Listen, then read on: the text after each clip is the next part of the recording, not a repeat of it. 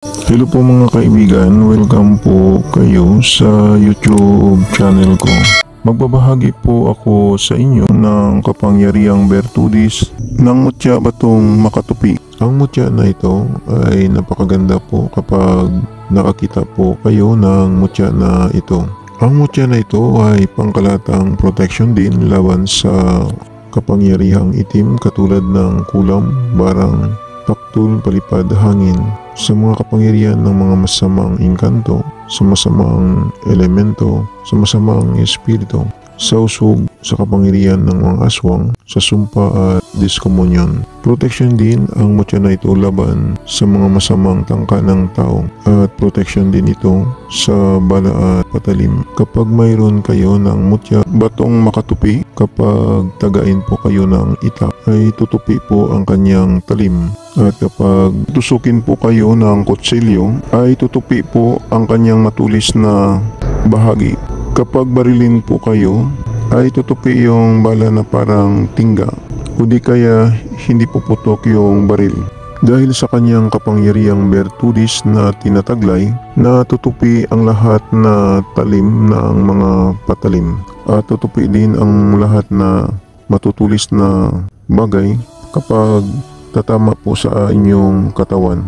Yun po ang tinuro sa akin ng aking mga gabay na Tres Marias Encantada. Ang gawin po ninyo kapag may mutya po kayo ng batong makatupi, ay balutin lang po ninyo ito ng tilang pula o gawin po ninyong karmin na palagi po ninyong suot sa inyong katawan. Ang mutya na ito ay protection din laban sa mga hindi inasahang panganib at sakuna. Protection din ito sa pag-travel.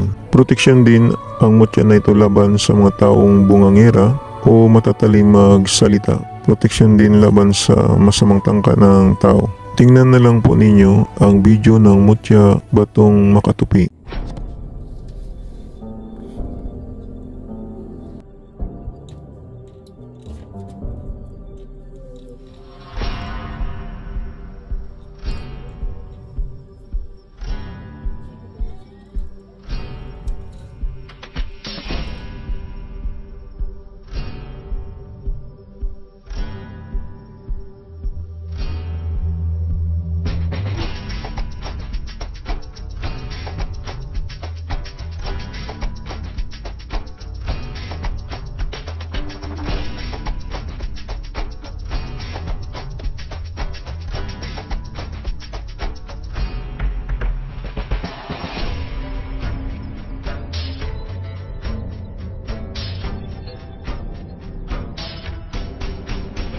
Yan po ang mutya ng batong makatupi.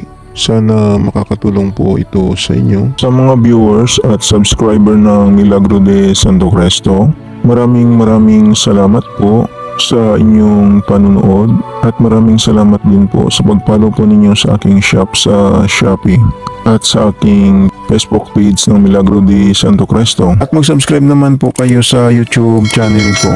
Panoorin na lang po ninyo ang second channel ko sa YouTube, sa Milagro de Santo Cristo 2. Baka may magustuhan po kayo na mga lamang gamot na magagamit po ninyo. Paalala lang po, ang mga maiwagang dasal at orasyon na binabahagi ko sa inyo ay gagamitin lang po ninyo sa kabutihan. Gumagana na. Ito hindi na kailangan ng 49 days na dasal. Ang kailangan lang magdasal kayo sa Panginoong Hesus sa gabi bago matulog. At pagkagising ninyo sa umaga magdasal din kayo.